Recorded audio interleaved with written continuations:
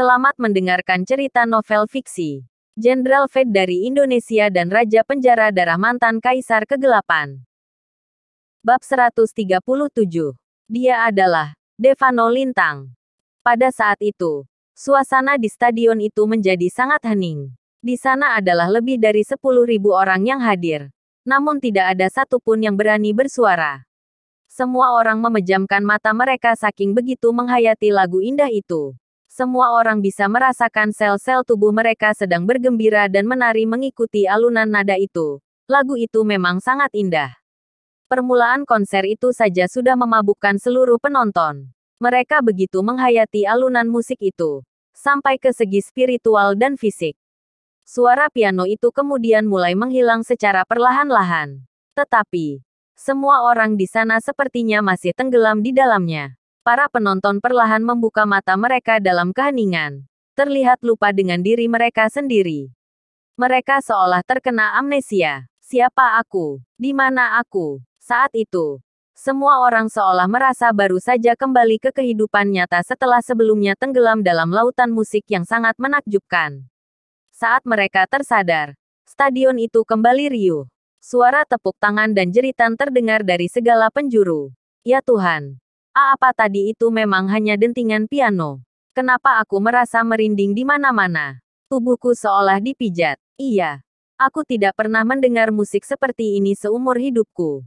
Meskipun aku hanya tahu sedikit soal musik piano, aku hanya tahu satu hal tentang itu sekarang. Menakjubkan. Jenius. Aku benar-benar tidak bisa membayangkan penggila musik seperti apa yang sudah menggubah lagu Cinta untuk Lintang di kota Jakarta. Hampir semua sudut stadion tengah membahas kekaguman mereka mengenai lagu itu. Di hati semua orang, gubahan musik piano itu dirasa sangat pantas dengan harga tiket yang mereka beli. Lagu itu memicu rasa syukur dan kagum para penggemar pada orang yang tengah menggubah lagu Cinta untuk Lintang. Sementara itu, Romi dan kekasihnya, Marissa, yang tadinya merasa gelisah, memiliki tanggapan yang sama seperti penggemar lainnya. Mereka sangat terpana sampai wajah mereka memerah. Sayang, dentingan piano itu sangat indah. Terima kasih sudah berusaha untuk bisa membawaku ke sini. Marissa bicara dengan tak karuan karena bersemangat. Di sisi lain, Romi sepertinya sudah benar-benar melupakan suasana hatinya yang sempat memburuk setelah mendengar alunan musik indah itu. Wajahnya dipenuhi raut senang dan bersemangat seraya berkata, "Aku tidak tahu kalau Jakarta punya orang yang sangat berbakat. Ya Tuhan, aku tidak tahu sama sekali soal piano, tapi aku merasa sangat bersemangat karenanya. Orang yang sudah menggubah lagu ini pasti dewa musik." Romi sangat mengagumi gubahan lagu itu.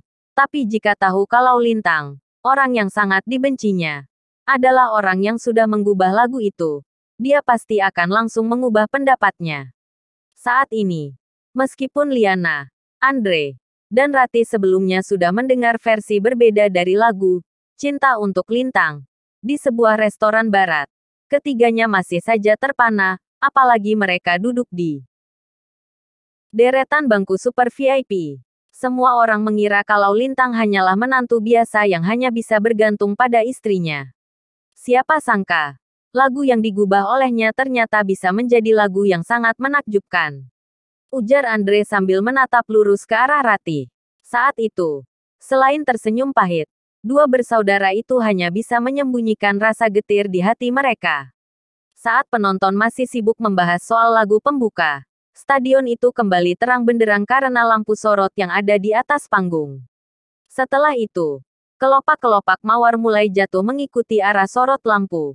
Kita seolah tengah menyaksikan siraman bunga yang begitu indah. Lihat, itu Tamara Wiraatmaja. Diikuti jeritan para penggemar.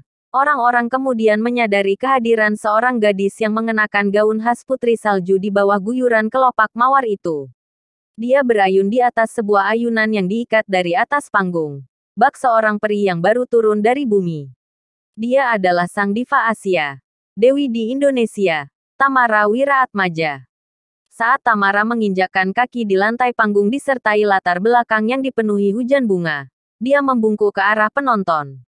Stadion itu kembali ramai saat dia mulai menyapa penonton. Terima kasih sudah berkenan hadir di konser Temu Kangen Penggemar kali ini. Aku juga berterima kasih atas kehadiran seorang tamu spesial. Dia adalah Devano Lintang. Apa? Segera setelah menyebut nama itu, stadion yang awalnya dipenuhi suara riuh para penggemar yang terus menjeritkan rasa kagum dan senang mereka tiba-tiba saja berubah senyap. Baik penonton di area VIP ataupun biasa tidak mempercayai apa yang baru saja mereka dengar. The Devano Lintang. Stadion itu berubah hening dengan orang-orang yang saling memandang satu sama lain dengan raut wajah tidak percaya. Black, seorang pemimpin berpengaruh di industri hiburan yang tengah duduk di area VIP meneguk ludahnya kasar. Lalu bertanya kepada orang-orang di sekitarnya dengan nada pelan. Dia bilang apa tadi? The Devano Lintang ada di sini. Aku pikir aku juga mendengarnya. Tapi bagaimana mungkin? Tidak hanya di area VIP. Orang-orang di area VIP juga terlihat jauh lebih terkejut. Semua orang kemudian kembali menatap Tamara. Terlihat menunggu konfirmasi dari gadis itu lagi. Menyadari hal itu, wajah cantik Tamara juga dipenuhi rasa semangat dan antusias seraya kembali berkata dengan sungguh-sungguh. Kalian tidak salah dengar. Seperti yang aku bilang, hari ini, kita kedatangan seorang tamu spesial di konser ini. Dia adalah pencipta semua karya yang kutunjukkan. Orang yang sudah mengubah takdirku dan memberikanku kehidupan yang baru. Devano Lintang. Setelah dia menegaskannya, stadion itu kembali dipenuhi riuh dan sorak-sorai pada penggemar. Ya Tuhan, apa Vano benar-benar akan menunjukkan dirinya? Idolaku, aku sudah mendatangi konser Tamara selama 3 tahun berturut-turut. Dan aku selalu berusaha agar bisa melihat sosok Vano. Dan sekarang, dia ada di sini. Stadion itu dipenuhi keriuhan dan sukacita para penonton. Keriuhan itu bak gempa yang membuat seluruh stadion terasa bergetar. Mereka bukan satu-satunya yang bersemangat. Andre dan Ratih yang berada di area Super VIP bahkan segera berdiri begitu mendengar nama Vano. Liana tentu saja bersemangat. Dia menutup mulutnya dan mulai menjerit senang. Vano, apa idolaku itu benar-benar akan muncul?